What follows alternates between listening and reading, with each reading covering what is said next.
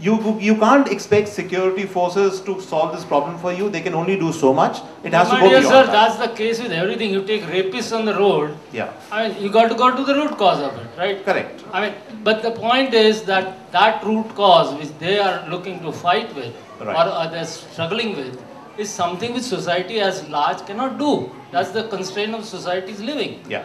I mean, you cannot justify everybody's need or compulsion to turn to whatever they are turning to. No, we're not justifying. That's what that exactly. There's a difference between justifying and understanding. Correct.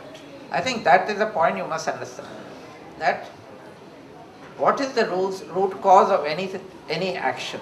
I think you try to understand it. That's given. I suppose the civilized society understands this. I mean, it's not that. That's why people are ready to forgive.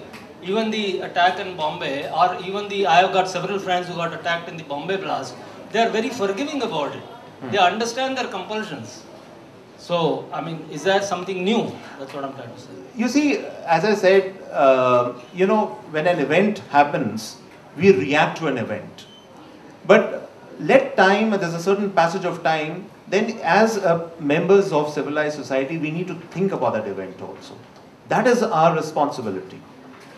We have to completely dissect, and we have to not only do it from a point of view, oh, let's get these guys and kind of that, we are going to get. That's not the issue. But if you have to understand that what really led to this entire problem in the first place. That's all we are saying. Nobody is condoning, nobody is standing up for any kind of act of terrorism. Yeah. They deserve the punishment they deserve, right? Absolutely. Yeah. The rule of law can't be selective for people. No? Yeah. Any other questions? Any more questions in the audience? Author. Correct. Okay. Even Anil, I may have written in the past. Would you, and you must have read a lot of them, would you style yourself or model yourself on any other authors that you may have read in the past? Or do you think, without taking away from your substance and style, would you feel that you have modeled yourself on any other author that you may have read in the past? Not really. I don't think so. I model myself on, but obviously there are a lot of authors you admire. My all-time favorite, I'll share with everyone, is an author called Graham Greene. I mean, Hey, that makes two of us. 3 of us. Yeah. Okay. So that's. I have read everything he's ever written. Everything, exactly. So that's same for me. For me, he is like Shakespeare. I'll interrupt you. There's a little story about Graham Greene, which came out recently. They found his diaries, and he used to travel a lot for his books, and he very often went to war zones and things like that. And he was in a particular place, I forget which, and there was a war on and so on. And he writes in this diary that Teddy and I were together, and suddenly this bombing started, and I grabbed Teddy and we jumped under the bed. And Graham Greene all his life had a reputation as a womanizer. And people said, my God, there's a gay side to Graham Greene.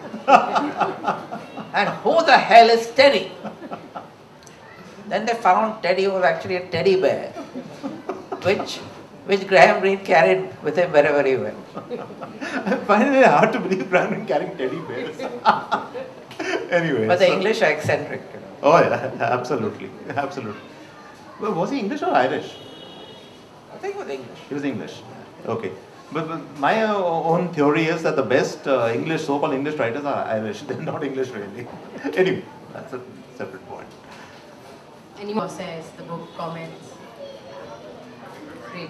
And please get your copies. I mean, that's important, you know. We have copies. Support the author. Get the copies and he will sign them now. Yeah. You might even pay for them if he's like feeling nice today. Yeah. They're right here, the books. You can get author signed copies right here.